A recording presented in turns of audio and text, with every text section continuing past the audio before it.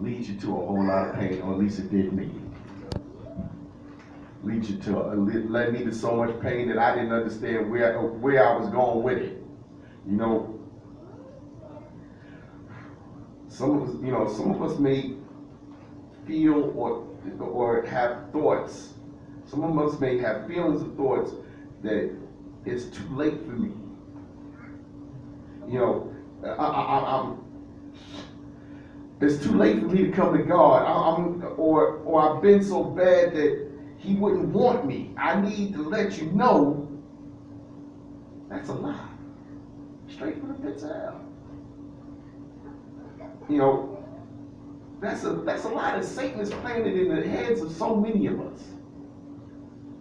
Because if he could keep yelling that lie in your ear,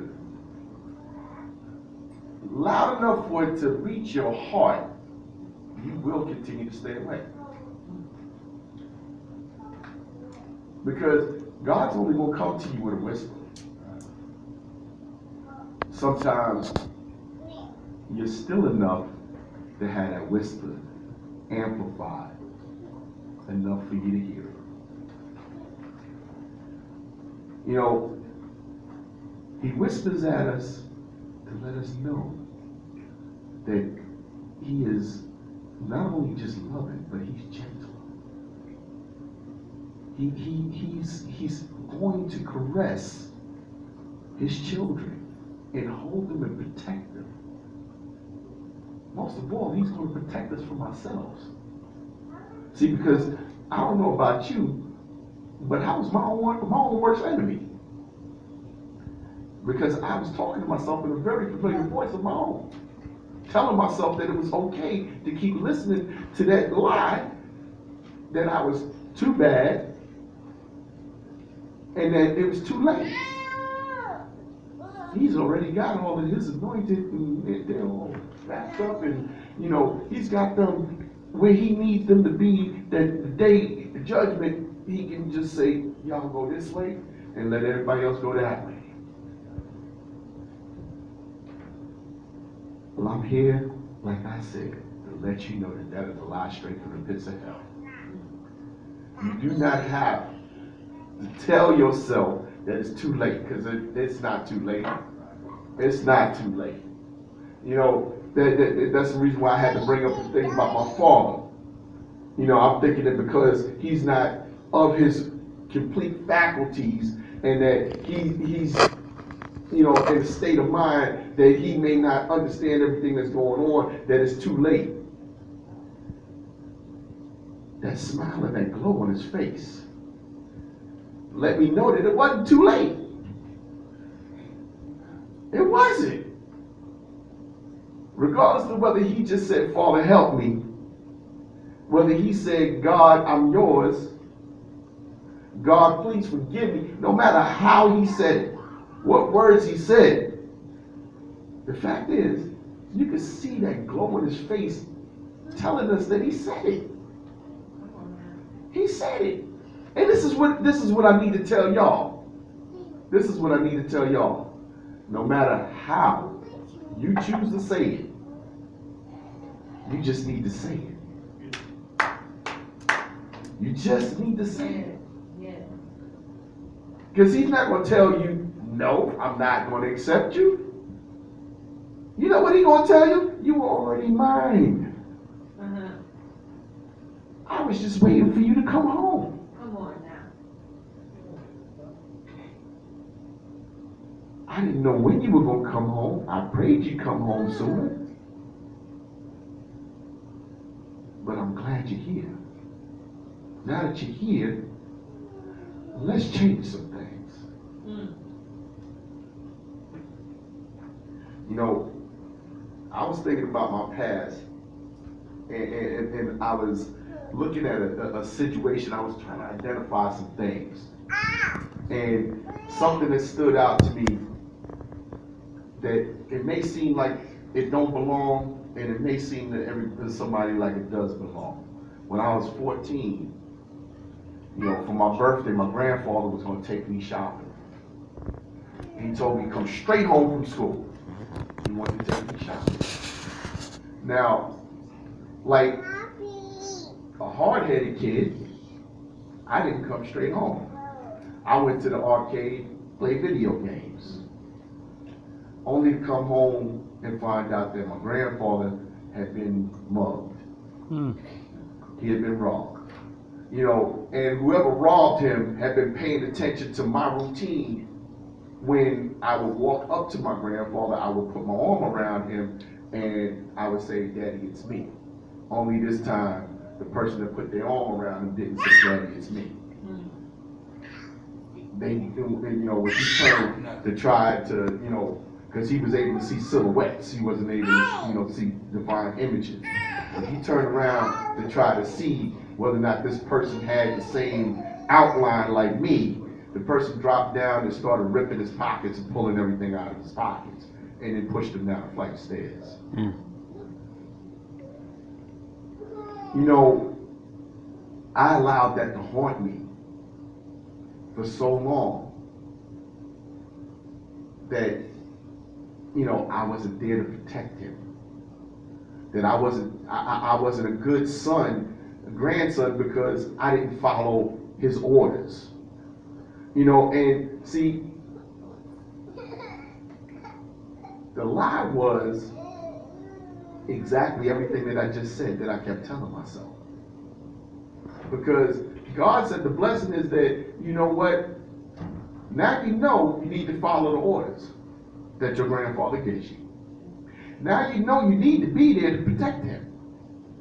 And now you know that he's safe because he's with you. See,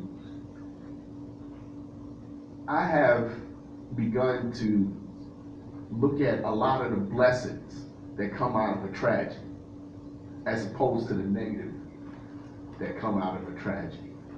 You know, like when my home caught on fire, you know, I could have went on about everything that I lost and got the ruin and, oh my goodness, this is gone, that's gone. And the first things that came to mind was, wow, my father passed and he didn't suffer. And I didn't try to do anything to have him, you know, have them try to keep him here suffering because I'm not ready to let go. And thank God nobody was in the house. Not even a dog. That alone is a blessing. My wife could have been in there, my kids could have been in there. It's a blessing. Nobody got hurt. And you know what? God blessed me some more by putting some people in my life that's so great that, you know, wow. And the sad thing about it is I realized that under normal circumstances, I probably would have passed on these people with a minimal concern. Meanwhile, I've made some wonderful friends behind the tragedy. Another form of him welcoming us home. That's another form of him welcoming us home. He sent some angels with some open arms to help us through a tragedy. That had some experience on how to help somebody get through this situation. Because, to be honest with you, those who have been around to witness that situation when it first happened, I had no clue what to do. The only thing I could remember at that particular time was, okay, nobody was in the house, my father's dead, my name is Lloyd Matthews. Beyond that, oh yeah, that's my wife. Right now, I can't remember her name.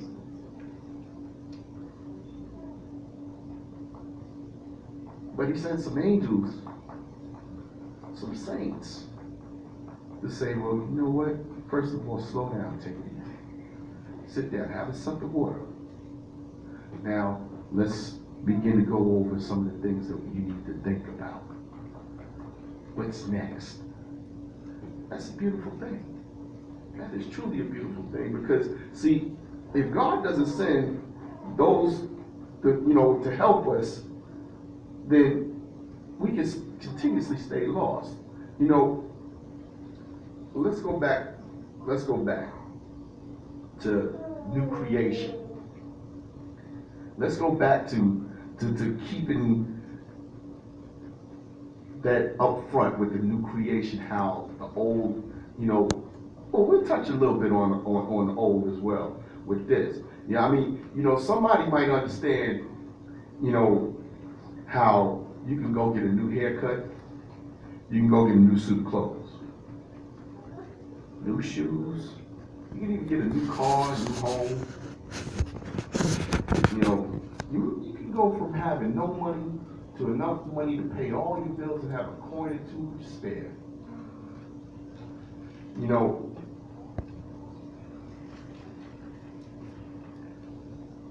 As far as society has implanted in our head with the help of Satan, this is what defines a new person.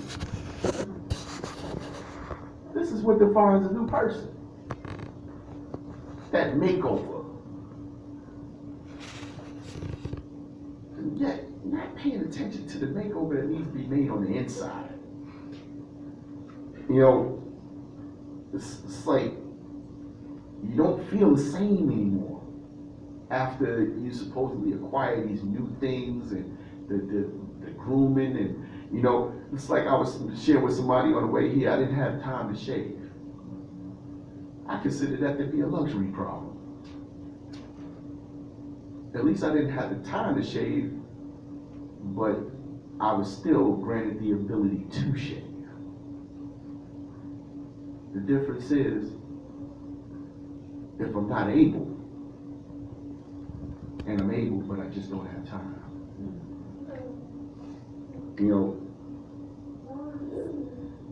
God does incredible makeovers. He does the most incredible makeovers that I ever known. He can take a poor man and make him richer than his wildest dreams. He could take a homeless person and give him a palace. He could take a person whose feet are tired of walking and give him transportation. He could take a hungry man and fill his belly. He could take a person who is illiterate and teach him to read. I know somebody might be able to identify with this. Somebody might be able to identify with this. But the key is that God's trying to introduce you back to his path. Are you listening and watching for the signs? Are you? Are you turning left when you need to go right? Are you looking up when you need to be looking down?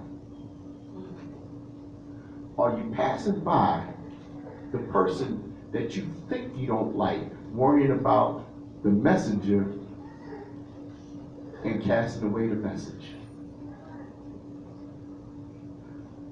So, just in case I lost anybody, or I put you to sleep, the points that God is using me to make are exactly as his word said in 2 Corinthians 5:17. What this means is that those who become Christians become new persons. They are not the same anymore, for the old life is gone. New life has begun. John 14:2-3. In my Father's house are many mansions. If it were not so, I would have told you. I go to prepare a place for you. And if I go and prepare a place for you, I will come again and receive you unto myself, that where I am, there ye may be also. Once you know, you can't go back to not knowing. So, I need to let it be known in closing that he wants you to come home. You may come in broken and battered. You may come in like a shiny new penny. He's not worried about what you look like. He's worrying about your presence. Let's start there.